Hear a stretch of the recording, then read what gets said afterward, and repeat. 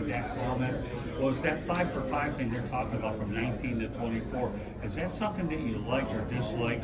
You're limiting the athletes to 5 years from 19 to 24. Do you think that's something that you can benefit from and ease the pressure on the transfer portal? It's funny. On its surface, it's a good rule.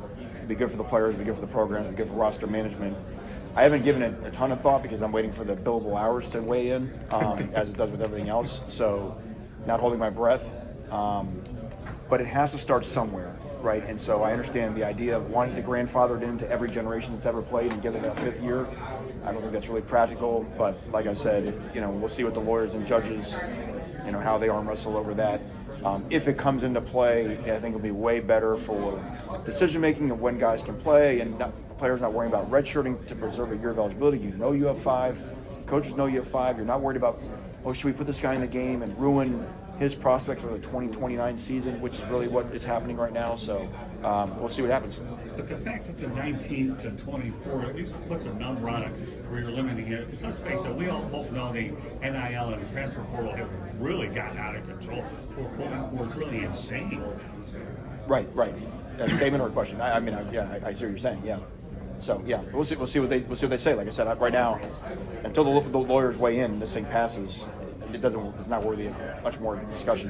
Manny, what certain qualities are ingredients that Masters championship team have that you guys need to bottle or continue or recapture this year?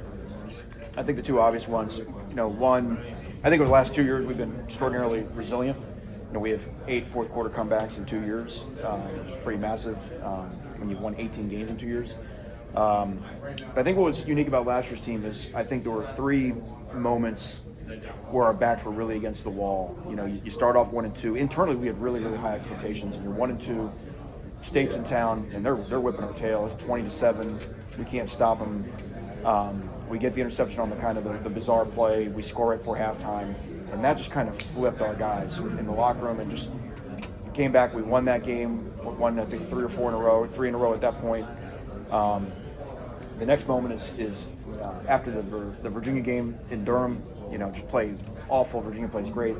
We get really, soundly beaten, and having to regroup backs against the wall. You're 5-5, and go to Chapel Hill the next week, and really get an epic win there. I thought was massive. And then really, my crown with that was in the championship game. We start off we're kind of controlling the first 3.5 quarters. We're up by 10. They scored 10 points in the last 5 minutes of the game to tie it, go to overtime. The whole place is going crazy for Virginia. They have all the momentum. We have to go on offense first, and we run power for like 11 and really just take control over the game again. We have to score on the 4th down and get the pick on the P&10 on defense. So I think that's what I'll remember about last year's team is their ability to respond when I think lesser people or lesser teams would fold. Hey, so Jen Lewis, 3 Chicks in a Pod, News Dish Media, and on behalf of a new podcast rival, Darian Morris played for you at NC State, and it's his upcoming podcast. He wanted me to ask you what lessons you took away from Chuck Amato. Chuck Amato is a huge influence on my coaching career. I really almost owe him everything because he gave me my first GA job at NC State, gave me my first full-time job at NC State. Got to see a program built from day one, when we went to State in 2000, and just how hard it is to get a program up into, through, low-level atmosphere and into orbit. But what I'll remember is, Chuck was, highly intelligent, but also extraordinarily tough. Had a great plan, and just got to learn so much from him. You know what I mean? And like I said, there's not very many people left that connected to Coach Bowden in this profession because no one ever left. Because it was so great to work there. No one ever left Coach Bowden's staffs. So the fact that through Chuck and my time at FSU, just being connected through that through line, is still the basis of our program today. Thank you, sir. I was up to go over. I was just going to ask, what would you say is the biggest thing you learned about yourself or the biggest lesson you took from the ACC title last year? I've done a lot of self-reflection about it. I think the biggest thing you just learn is especially with like last year, about like all the ups and downs, is to really try to be present and understand where your team is at that moment and what they need. And what we needed the day after the Durham, Virginia loss, what they needed to hear to be able to move on. I think that's the biggest challenge is if you do everything cut and paste, and just, I tried this last year, so I'll just try it again. So I think that's what's great about the sport and the challenge is just it's constantly evolving and changing. And if you don't have your ear, kind of in the locker room, then your message will just fall flat. It's not what I would say. Like a great coach, great teacher, a great pastor in church should make everyone think, oh my gosh, he was talking to me. You know what I mean? Because he said the message that I needed to hear, but of course, like 13 people said that same thing. So I think that's the biggest challenge, and our guys want it. And so our guys, what I love about coaching Duke guys is like it's like oxygen to them. So they really want you to bring the message, and so it's great as a coach. It's a great challenge. Manny, I know this is a sensitive subject, but how blindsided were you about the situation with Darian and Cooper, and the way it went down, the timing? It was unexpected. Yeah, and the timing for sure too. Yeah. Have you had a chance to speak to Mario, about that whole situation, or? There's really nothing to say. Yeah. The players talked about they held a team meeting right when that happened. Was that important for you just to let everybody kind of air out the feelings on this one to move forward? Or? It wasn't everybody airing out feelings. It was so when something happens, you have to control the storytelling. And if you don't have a meeting and you have a locker room of 100 kids, there'll be 100 different stories on how to react to that. And what was important is that there was one story. They didn't have to like the story. They didn't have to stay if they didn't want to. They had to know what the story was. And so when we all left that room, we were all seeing the world the same way. So I think that's, notice when we talk about like coming off of a bad loss or whatever, if you don't reset the storytelling, someone's going to reset the storytelling and the narrative for you. And so I thought that was what was vital that night, was to get the narrative right. What was the story? What was the message? The story is that how we win at Duke, why we win at Duke, that, as I always say, that no one is ever forced to stay at Duke, but that this program is beyond and bigger than any one person. We appreciate everyone that's come to our program, and for whatever reason, why they've left, we appreciate their exploits, what they did when they were there, but we move on. You know what I mean? And in our program, we will not be a victim in our program. Things don't happen to us. They happen for us. And we get to choose what happens to us next. And so I think when things like that happen, it's very easy to feel emotional and aggrieve and victimize and whatever. And that's all wasted energy. We had a problem to solve. We had to go solve the problem. We thought bringing in Walker solved the problem. And then what our guys have done, because we've shifted the mindset, the way that they've gone through our offseason is they look like they're problem solvers. So Manny, what have you learned from your first experience with Miami? Obviously, when you were let go, you went on to Penn State and had a pretty good run up there as a coordinator, and then you took the job at Duke. So every situation that you learn from, because now obviously it seems like you found a really good place here, obviously, well, with Duke, but let's talk about Miami, Penn State, and now where you're at. But see, I think what's interesting is, and think about this from the context of a player, because players and coaches aren't all that different, right? People will ask all the time, like, what did you learn at Miami, right? Well, Miami's 3 years. What did I learn my first year at Miami compared to year 2 and year 3? You know what I mean? Like, you make more mistakes in the first year of being a head football coach than at any other time ever, right? So it's not just that time as a whole, right? I mean, it's the first 6 months to the second 6 months and to the next 6 months. Oh, and then by the way, throw COVID in just for shits and giggles, right? So you're constantly learning. So rather than like following a player over 4 years, right, and how his arc of improvement. And I think we don't realize that there's just constant information, right, coming in that you're responding to and learning, because there's nothing about being a coordinator that's similar to doing this job. It's so different. You get back to problem solving. That situation with Darian and so forth. Have you now seen enough of your team that you kind of think, okay, we know we lost those guys. We don't sleep on this Duke team. That this team is still capable of getting back to the right shit that we had last year. I have no idea. And I think most coaches here have no idea either. What I know is I know that our guys culturally are doing the right things.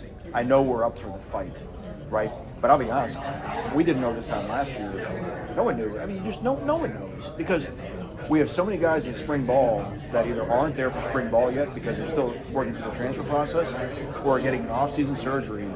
Like, training camp is really where your team truly comes together now. And so to sit there and say, oh yeah, my expectation is this will be our strength, this whatever, I'm excited to find out. But right now, like I said, I think anybody sits there. That's why it's the idea of like ranking teams in the preseason, like, it's all guesses, man. Nobody has any idea, because nobody would have thought we'd have won it a year ago, or the guys that we had that were our great players and nobody thought about or talked about at this event a year ago. You know, so who's to say who the next guy is? And So collective. let me go here real quick. What was your film evaluation of Walker and why you brought him in the portal? Why you think he can do the job? Well, at that point in the portal, to find somebody with that experience, with that production, was just so vastly different. And the only reason why he was available is because he was technically eligible for this year. What you do see is you do see the big arm, you do see the mobility, you see he can make all the throws. And we really felt that in our offensive system that he could really, again, this system at quarterback, the 2 years we ran at Miami, we had two very different, we lost quarterback to injury, game 3 of my last year at Miami. We had a redshirt freshman come in and make all ACC. You know, Brett Lashley's gone to SMU, different styles of quarterback. They've had success there. We've had two very different quarterbacks. The 2 years we've been at Duke, we've set records, school records both years. So we believe in what we do offensively for the quarterback. And we saw Walker on his tape and believe that he could really fit in with his experience and help with Dan if Dan wasn't quite ready for week 1, to make sure there was no drop off in our quarterback play. All right, so collectively, I just want to get the rest of what I was saying out, okay? What did you learn? I know you talk about Miami, Penn State, that allows you to become that helps you here at Duke. I know when you have 1 or 2 experiences, you get better, your knowledge is power, that kind of stuff, and now you're able to apply your lessons here to Duke, because obviously it sounds like you got a good thing building.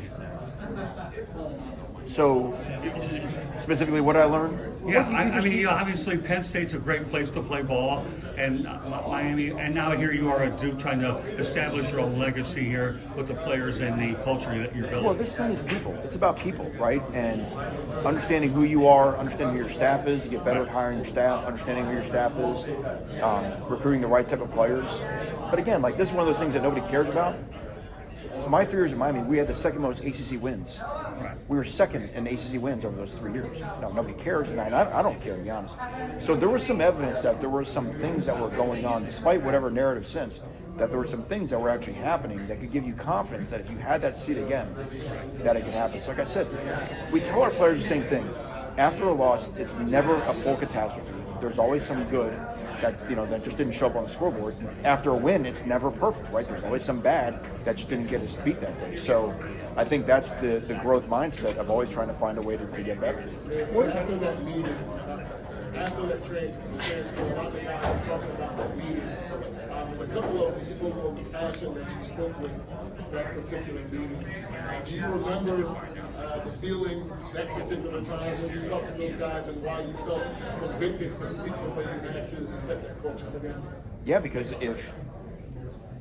who's going to stand up for Duke football, right? More so than me, and they had to see that there was conviction in what I was saying.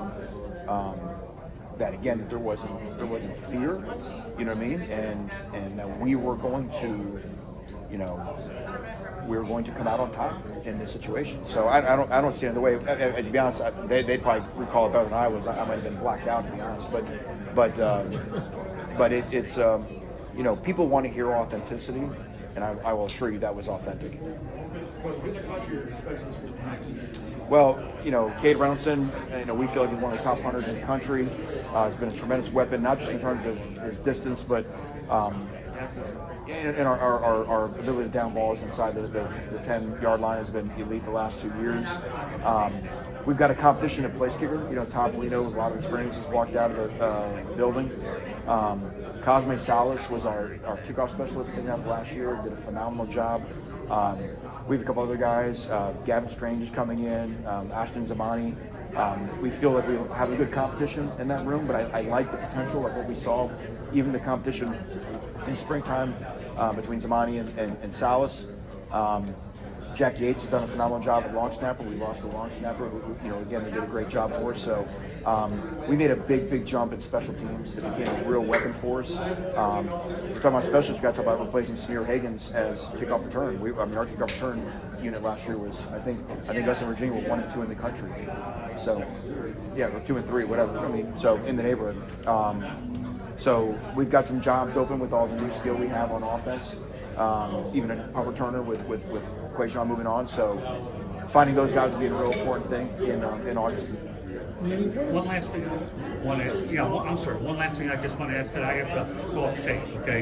And that's this. Last year you won the ACC and Miami got to the final. But how much do you enjoy facing Miami, knowing because a lot of people down there like the rivalry between Manny Diaz, Duke, and Miami, but I don't know how you feel about it. Is there any extra thing, or you just treat them like any normal opponent?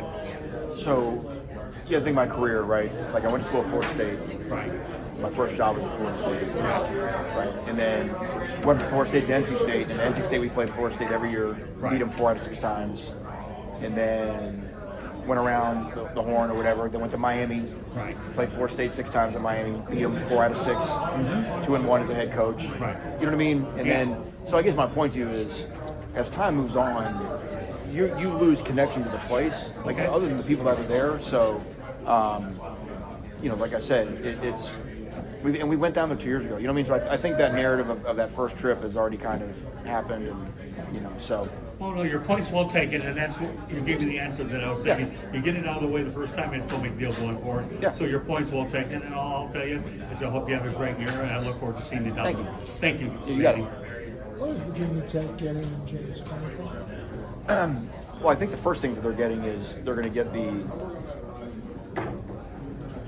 what it sounds like and what James said, they're going to get the benefit of institutional alignment, right? What I read is that they probably weren't supporting the football program the way they should. And James said now coming in, which again, no one's winning now in college football without institutional alignment. So that'll help no matter who they hire.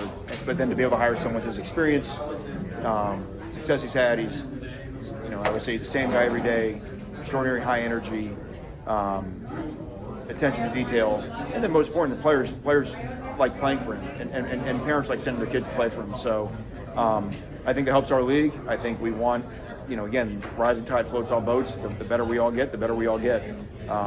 So I'm happy for him that he found a spot that I think will suit him well. Why do players like playing for him? It's hard to describe. I think he just makes them feel a certain way that they enjoy, So how big was it to keep all your coordinators? It's been really big. I mean, to go 3 years in a row to have all 3 of our coordinators return is important. I think that lets our players have great belief in what we're doing, and even with the players changing, we know how to do what we want to do.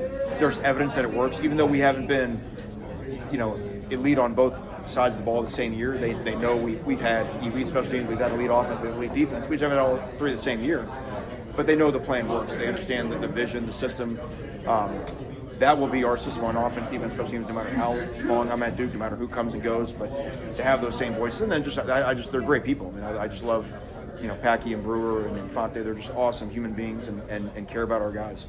For them to one day get head coaching opportunities for themselves, how much would that mean to you? Oh, it's already having like Willie leave to go to FIU. It's what we want. I tell our players all the time. It's hard to make 100 guys' dreams come true in the locker room, right? But the same thing as a staff. The only way really to get all their dreams to come true is that they probably want to go beyond where they are. And so the only way to make that happen is that you do an unbelievable job where you are. And if you do a really, really good job where you are, then people normally invite you to go do bigger jobs in other places. So, I hope there's many potential future head coaches on our staff, and I hope I help them all work to get it. Hey, Coach, AP Steph, AP as we see it. How are we doing? Nice to meet you. Coach, why these 3 players? Why did you bring them to ACC Media Day? Well, I think that their performance on the field speaks for itself. I think Nate Shepard was established himself as one of the top running backs in the country. Was really the focal point of our offense around the stretch a year ago. Jeremiah Hazley, again, he's not the top 10 in the league. You know, he's right up there. Same thing. So I mean, I think they're special players who deserve the chance to come here. They're also amazing people that can speak to what makes Duke special. The Luke Mergado on defense. You know, just the defining plays he made in the last 2 minutes of the season to get us on the back-to-back podiums was massive. So there's always more that you could have brought. But I felt they'd all be great representatives of Duke, and I think they've all proven they are today. Coach, how would you describe defense in 2026? In other words, space tackling is critical for defense, still stopping the run. Any other things, any nuances that in these last few years? Yeah, I think space and tackling has always been at a premium. I think the thing that's changed, and there's data to back this up, is teams have evolved in the last few years to actually play softer coverage. There's more light boxes. There's more making the offense drive the field. If you look at the games are shortening down. There's fewer possessions than there were 5 for sure 10 years ago. Because I think the recognition of the explosive play and its value in wins and losses is dictating strategy. So you're seeing a lot more of that. I think you're seeing a lot more zone. Even the National Football League, you're seeing more zone. I think everyone's studying what Indiana did. I think Indiana played elite defense with, I don't know that they had elite players there last year. A lot of good players, a lot of smart players. So the game of the chess match is always evolving. I think that's what I see on defense. So is it banking on people making mistakes with the longer drive? That's part of it, yeah. And you know, make either force offense to a mistake or again get to the red zone where space constricts and make people kick field goals, you know. So then maybe you could play some man-to-man at that point. Right, because you're not worried about the explosive play when there's only 14 yards to defend or whatever. Hey, congratulations, Coach, and good luck to you. Thank you. So much was made of the high-profile players that left. How did you do in terms of retention overall? The funny thing is, that's the irony. We really felt good. Yeah. I need to go. There was one young one that left that we really didn't want to lose. You know what I mean? But I don't know if for sure he'd have been a starter this year. There's one that left, a high-profile guy. But to be honest, like the economics, we sort of felt like we could get the replacement. They just want to, which is fine. That's just economics. Yeah. We really kind of felt like we had sort of. And we had really kind of done the same thing. We really felt like we kind of whipped the portal for 2 years in a row until that last day. Yeah. So with what we brought in, and then also what we didn't lose. So that's funny. It kind of paints it. It's no small loss, of course, but we really did feel like our retention was going really well. I guess, again, the narrative around with that one high-profile move. Do you still feel like everything is moving in the right direction? Culture is still what you want it to be there. Again, things have been moving along so nicely. I can just feel like, again, one high-profile move maybe feels like a setback. But when you think of it, how do you frame it? It could have been. Yeah. And I think there was some fear from the players of like, what's this going to mean? But I think even like when I took them to dinner, Thursday night, it was last week, I guess. Feels like 3 days ago. I asked them, and it doesn't do me good to tell them it's working, and they feel it. Especially guys like Jerry, who've been here a long time, Luke. They feel it. They feel that, the ship is sort of stabilized. Now, that doesn't mean, like, the funny thing is, you guys know, we play so few games. The small sample size of the close games what determines a 9-win season to a 6-win season to a 7. You know what I mean? Like, that's whatever. But I do think the heart of the program, and I also think like Nate's class, that sophomore class is really, really good. And we really felt like 27 would for sure be there at the time, and some of those guys were getting press and duty a little bit early. But there's alphas in that class that, I say like some guys are Batman, some guys are Robin. That class has a lot of Batmans in it, and they're just young. They're not, I don't know if they know they're Batman yet, or if they know, they don't know how to fully use a utility belt, but they're figuring it out. So I wanted to ask you a little bit about you guys are a little different than a lot of schools in terms of recruiting, where there is a national brand to a degree that you go get a guy from California that's interested in Duke. You've talked about that kind of thing. For a lot of schools, especially public schools, state schools, there's sort of the win your state and then go out from there. Right. Has NIL and revenue sharing changed the regional map, if you will, of recruiting that you're seeing, like schools going further out because they have money to spend?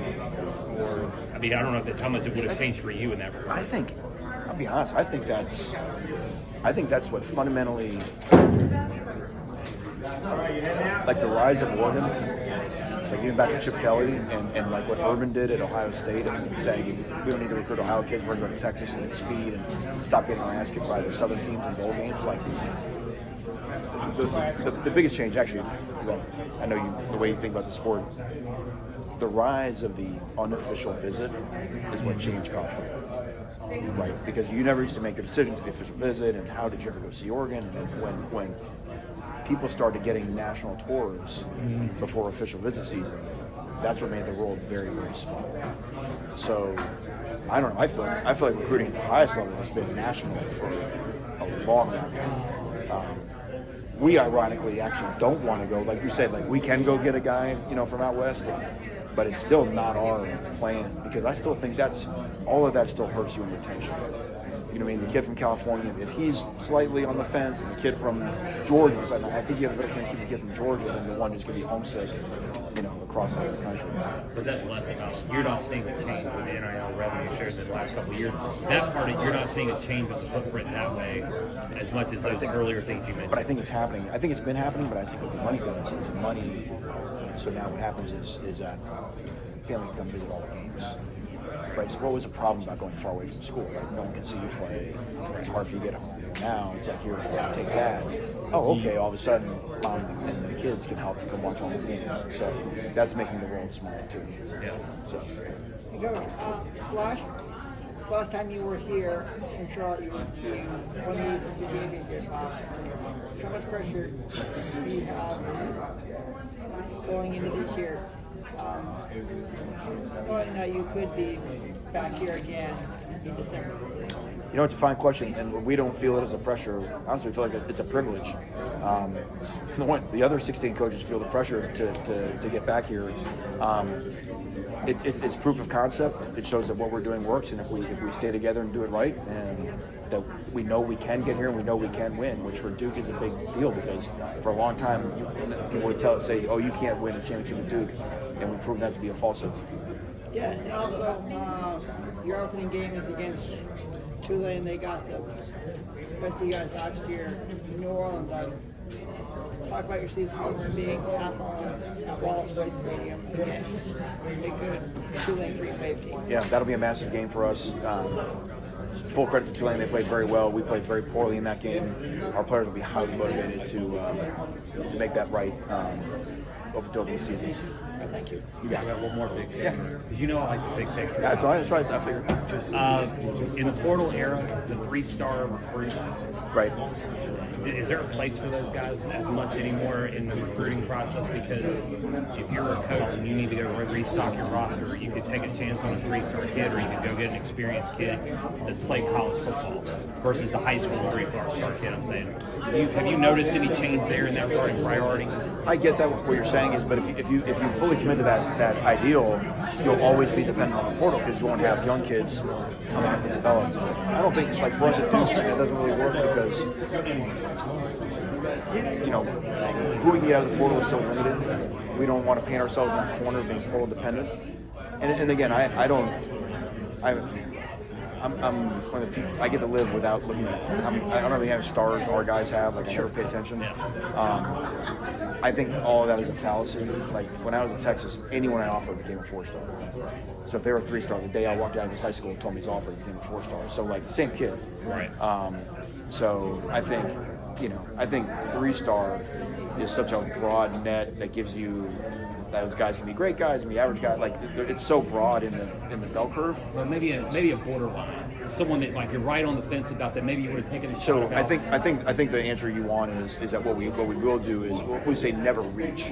if there's a guy that we like but don't love, and I wish you did it, like that guy you kind of had to take, because if you didn't take him, there was no one. We're like, don't take that guy now. You know what I mean? So like, we want to be really, really excited about all the guys that we signed. Gotcha. Good. I thought you were ready to fire. No, I'm good. Thanks for stopping by. I was just going to say, you talk about the you leave the office and now he's a 4-star.